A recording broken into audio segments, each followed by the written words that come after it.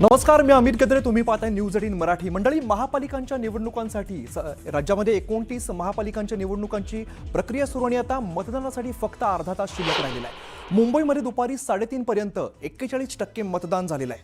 तर पुण्यामध्ये 3:30 वाजेपर्यंत 39%, तर ठाण्यामध्ये आतापर्यंत 41% मतदान पार पडलंय. इकडे नाशिकमध्ये 3:30 वाजेपर्यंत 39.64% इतकं मतदान झालंय. दरम्यान नागरिकांना मतदान करण्याचं आवाहन केलं जात आहे. 3:30 पर्यंतची जी आकडेवारी आहे समोर आपण सध्या बघतोय, पुण्यामध्ये 3:30 वाजेपर्यंत 39% मतदान पूर्ण झालेलं आहे. जास्तीत जास्त संख्येने मतदान करा असं न्यूज 18 मराठी सुद्धा तुम्हाला आवाहन करते. अगदी थोडा वेळ आता शिल्लक राहिलेला आहे आणि या थोड्या वेळामध्ये जर तुम्ही मतदान केलं नसेल तर बाहेर पडा आणि मतदान आपलं पूर्ण करा असं आवाहन न्यूज 18 मराठी तुम्हाला करत आहे. दरम्यान मतदानाचा जो काही उत्साह आहे तो आपल्याला राज्यभरात बघायला मिळतो. 29 महापालिकांसाठी आज ही सगळी प्रक्रिया पार पडते. आपण सकाळपासूनच बघतोय, काही ठिकाणी गोंधळ झाला, काही ठिकाणी सुरळीत मतदान प्रक्रिया पार पडते. मात्र एकंदरीत जो उत्साह आहे तो राज्यभरामध्ये आपल्याला बघायला मिळतो. आणि 3:30 वाजेपर्यंतची जी आकडेवारी आहे ती आता समोर आली आहे. पुण्यामध्ये 3:30 वाजेपर्यंत 39%, नाशिकमध्ये 3:30 वाजेपर्यंत 39.64% इतकं मतदान पार पडलेलं आहे. राज्यभरामध्ये नागरिकांना मतदान करण्याचं आवाहन केलं जात आहे.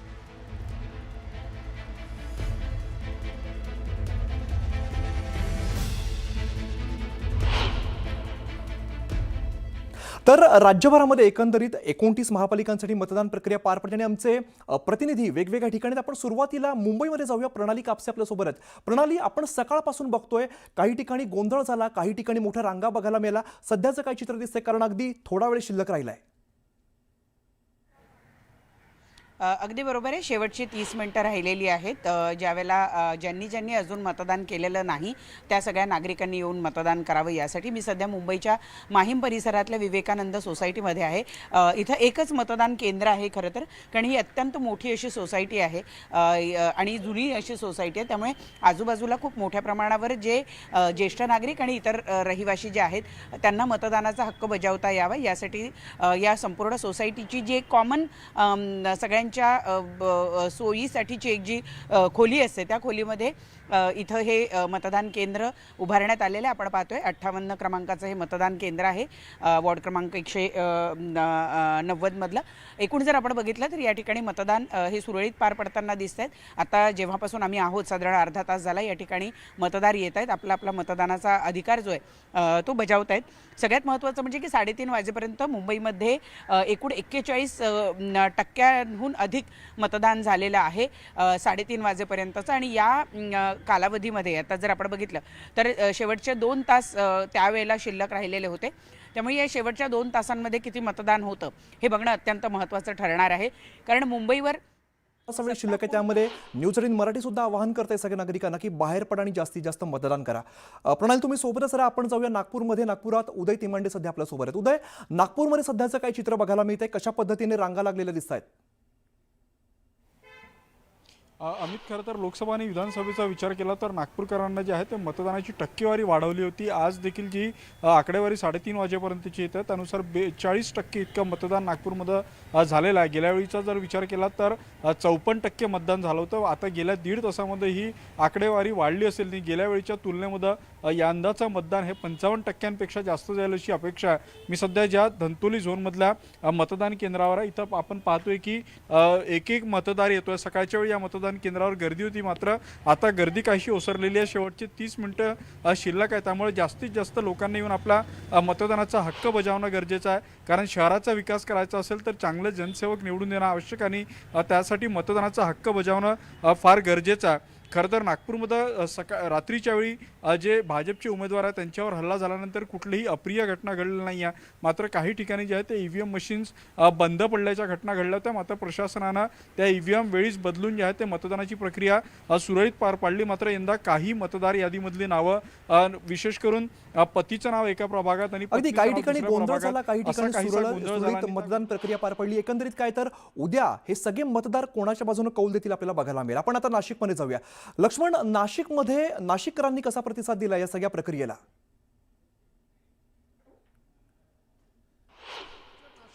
मतदानाची आकडेवारी बघितली ती अगदी नगण्य आहे. केवळ 39.60% अर्थात 40%च्या जवळपास जी टक्केवारी आहे ती साधारणतः 3:30 वाजेपर्यंतची आहे. मात्र या 3:30 वाजेपर्यंतच्या टक्केवारीचा आकडा जो आहे तो किमान 50-55% पुढे असणं अपेक्षित आयोगाला होतं. मात्र तसं झालेलं नाही. केवळ 39 ते 40% इतकं मतदान दुपारी 3:30 वाजेपर्यंत झालेलं आहे आणि त्यामुळे एक नाशिकमधल्या मतदारांमध्ये एक निरुत्साह पाहायला मिळालेला आहे आणि त्यामुळे ही मतदानाची टक्केवारी कमी झाली आहे का असा प्रश्न या सगळ्याच्या निमित्ताने उपस्थित केला जातोय. आम्ही नाशिकची जर राजकीय परिस्थिती बघितली तर नाशिकमध्ये शिंदेंची शिवसेना विरुद्ध भारतीय जनता पक्ष अशा पद्धतीचा सरळ सामना आपल्याला पाहायला मिळतोय. अनेक ठिकाणी मतदान केंद्रांवरचे मतदानाचे जे मशीन्स आहे ते बंद पडण्याच्या घटना घडल्या. अनेक लोकांना बूथवर गेल्यानंतर मतदान करत असताना त्या ठिकाणी अंधार असल्यामुळे त्या ठिकाणी मतदान करताना त्यांचा गोंधळ उडाला.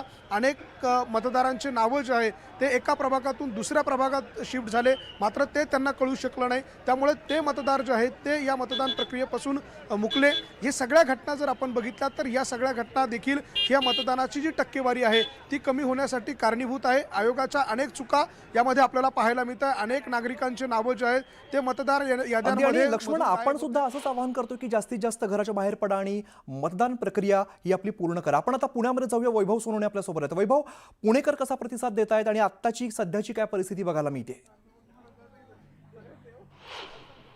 आम्ही 3:30 वाजेपर्यंत साधारण 39% इतकं मतदान पुण्यामध्ये झालेलं होतं. मतदान संथ गतीनंच होतंय. मात्र जी आकडेवारी दिसते साधारणपणे 32 लाख मतदार पुण्यामध्ये आहेत.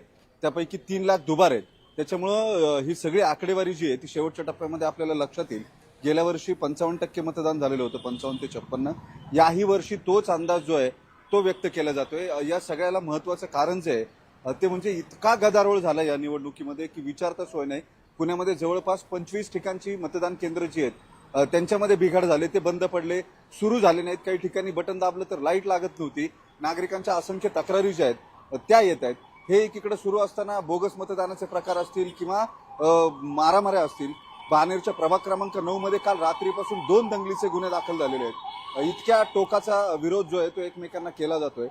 पैसे पकडल्याचे रात्रभर फोन जे आहेत ते सतत फोन येत होते. प्रत्यक्षात मात्र पोलिसांकडून केवळ 2 ते 3 ठिकाणी इतक्या 8 दिवसामध्ये या अशा पद्धतीचे गुन्हे जे आहेत ते दाखल करण्यात आलेले आहेत, ज्याच्यामध्ये काही आमिष जे आहेत ते मतदारांना दिल्याचं पोलिसांच्या अभिलेखावरती नोंदवण्यात आलेलं आहे.